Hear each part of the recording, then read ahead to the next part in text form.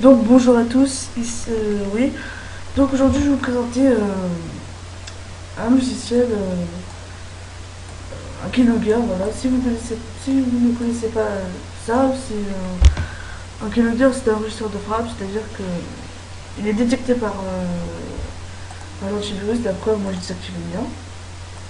Mais là je peux l'activer là, mais j'ai pas activé.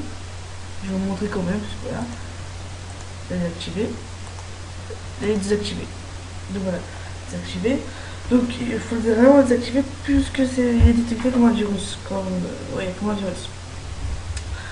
Puisque si vous l'envoyez à votre victime, vous recevez ce qu'elle marque sur le clavier. Donc voilà, c'est un enregistreur de frappe en gros. Donc voilà, vous l'ouvrez. Normalement, vous aurez ces trois fichiers. Si vous avez un de plus, c'est vraiment vous avez un virus. Donc ça, un fichier son dont je ne sais pas à quoi il sert. Le logiciel en question. Et ça, je sais pas vraiment c'est à quoi, mais il ne faut pas l'ouvrir. Donc vous ouvrez ce fichier, double clic. Il met un peu de temps à s'ouvrir, mais il va s'ouvrir. Hein. Voilà, il se présente comme ceci. Alors déjà vous mettrez votre adresse Gmail, de préférence Gmail puisque c'est plus rapide. Voilà. Vous mettez le mot de passe. Donc je précise pour ceux qui disent que c'est vraiment un fake pour que j'ai vos adresses et mots de passe. Non, c'est pas un fake. Si en gros, comme vous allez envoyer à votre victime ça, comme ça dans le sort de frappe, pour recevoir des infos, il faut bien les recevoir quelque part. Donc ce sera sur votre boîte Gmail. Donc je mets le mot de passe. Mon mot de passe, je veux dire. Donc voilà, vous pouvez faire un test. Normalement, il va vous envoyer un message, voilà.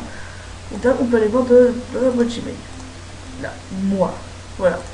Et émissaire keylogger test. Il marche bien. Je précise aussi qu'il on peut supprimer. Il faut vraiment que votre boîte soit vide pour recevoir les infos, sinon ça va vraiment bugger. Hein. Donc voilà, en quelque sorte. Ça c'est fait. Intervalle, vous pouvez pas mettre moins de 3 minutes. Donc je mets 3. Le nom, je mets serveur. Le nom, il faut bien le retenir puisque si vous voulez l'arrêter, ça sera dans les gestionnaires de tâches. Donc vous arrêterez où le nom où il y a écrit serveur.exe. Je vais mettre un message fake error. Moi je vais en mettre un pour ce tuto. On va mettre émissaire. Vous avez été piraté. Voilà un message comme ça. Non, on va faire un test. Voilà. Vous pouvez mettre n'importe quoi. Ici, si vous ne savez pas ce que c'est, je vous conseille de rien toucher. Là, pour la part, c'est bien comme ça par défaut, donc vous laissez. Pour faire downloader un Trojan, j'en ai pas, donc ça rien. En fait, build serveur. Il a été buildé. Donc pour le voir, vous êtes dans le voilà. Donc voilà, vous êtes là. Oui. Alors attendez, submit. Voilà, il est là. Serveur.exe. Bien sûr, quand vous aurez l'archive, vous pouvez l'extraire sur le bureau en dossier, bien sûr. Hein. Moi, c'est parce que voilà, j'ai vraiment la flemme, donc voilà, c'est plus rapide. Donc on va le mettre sur le bureau pour vous montrer. Voilà. Il est là. C'est vraiment le serveur. Donc, on va l'ouvrir et on va avoir notre message. Donc voilà. Regardez. Notre message d'erreur que j'avais mis. Voilà, vous avez été piraté. Le message d'erreur. Et comme je suis la victime, tous les 3 minutes, je vais recevoir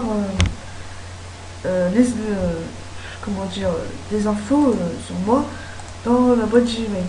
Donc vous pouvez faire ça ou ça. Donc pour pas vraiment tirer, je vais couper je vais couper la vidéo. Ouais, je vais couper la vidéo parce que 3 minutes ça va être long. Hein. Donc voilà. Donc je vous reprends après. Donc nous revoilà. 3 minutes sont passées bien sûr. Donc j'ai reçu un mail. Je vais bien vous montrer. Moi.